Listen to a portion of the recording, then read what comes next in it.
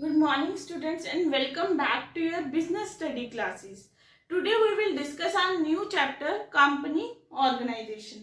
हमारी यूनिट 2 चल रही है फॉर्म ऑफ बिजनेस ऑर्गेनाइजेशन, जिसमें हमने sole proprietorship, partnership, cooperative society, joint Hindu family, ये सब हमने चैप्टर्स कंप्लीट कर लिए. आई होप आपको वो टॉपिक अच्छे से क्लियर हो गए होंगे. आज हमारा जो न्यू टॉपिक है वो है हमारा कंपनी ऑर्गेनाइजेशन. देखो कंपनी का क्या मीनिंग होता है. कंपनी का मीनिंग होता है a company is that form of business organisation which is willingly established by some person for earning profit under company act 2013. देखो कंपनी का क्या मीनिंग होता है, जिसमें कुछ पर्सन क्या करते हैं, विलिंगली खुद से ही क्या करते हैं, मिलजुल कर काम करते हैं, एक कंपनी बनाते हैं. किस लिए बनाते हैं? प्रॉफिट अर्न करने के लिए. और कंपनी को रजिस्टर कराना हमें बहुत ज्यादा क्या होता है, जरूरी होता है, जो कि एक्ट हमारा बनाया गया है कंपनी एक्ट 2013. क्लियर है यहाँ तक?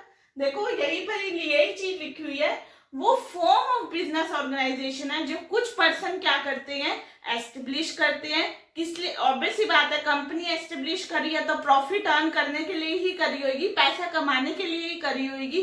ठीक है, और उसको रजिस्टर कराना बहुत ज्यादा जरूरी है, और वो कंपनी एक्ट 2013 में हम क्या कराते हैं, रजिस्टर कराते हैं. नेक्स्ट आता है हमारा फीचर्स ऑफ कंपनी. कंपनी के क्या क्या फीचर्स होते हैं. देखो फर्स्ट फीचर होता है इनकॉर्पोरेटेड एसोसिएशन ऑफ पर्सन.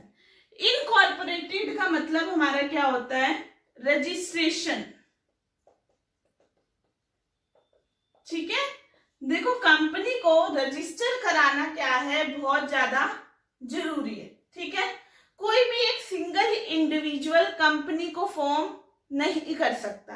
अगर तो देखो, अगर वो पब्लिक कंपनी है, अगर कौन सी कंपनी है, पब्लिक कंपनी है, तो मिनिमम 7 मेंबर्स चाहिए कंपनी को क्या करने के लिए, एस्टेब्लिश करने के लिए. और अगर वो प्राइवेट कंपनी है तो मिनिमम 2 मेंबर्स चाहिए कंपनी को एस्टेब्लिश करने के लिए. और ऐसे ही कंपनी एस्टेब्लिश नहीं हो सकती. कंपनी को रजिस्टर कराना क्या है, बहुत ही ज्यादा क्या है, जरूरी है. सेकेंड पॉइंट आता है हमारा आर्टिफिशियल लीगल पर्सन. देखो कंपनी क्या है, एक आर्टिफिशियल लीगल पर्सन है. ठीक है, जिसकी ना ही कोई बॉडी है कंपनी की, ना ही कोई सोल है. ठीक है, लेकिन कंपनी क्या है, एक आर्टिफिशियल लीगल पर्सन है, जो कि किसने बनाई है, इनविजिबल पर्सन है, जिसको हम देख नहीं सकते, छू नहीं सकते, लेकिन जो लॉ के द्वारा, लॉ के अकॉर्डिंग क्या की गई है, क्रिएट की गई है, वो हमारा होता है आर्टिफिशियल लीगल पर्सन, जो कि हमारा कंपनी है. ठीक है, नेक्स्ट आता है प्रीपेक्चुअल सक्सेशन. प्रीपेक्चुअल सक्सेशन का मतलब क्या है, कंपनी की जो स्टेबिलिटी है वो क्या है, लॉन्गर टाइम है. यानी कि कंपनी हमारी चलती ही रहेगी. ठीक है, क्यों? क्योंकि इसमें एक हम थॉट लिखकर चलते हैं, मेंबर में कम, मेंबर में गो, बट कंपनी रिमेन्स फॉरएवर.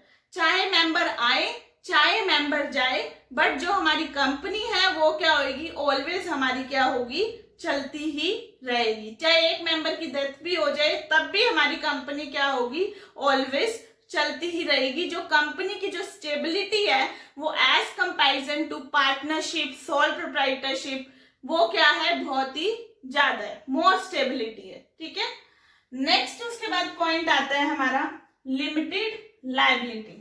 ये तो बहुत बार पॉइंट आ चुका है, लिमिटेड लायबिलिटी, आपको अच्छे से क्लियर भी होगा ये पॉइंट.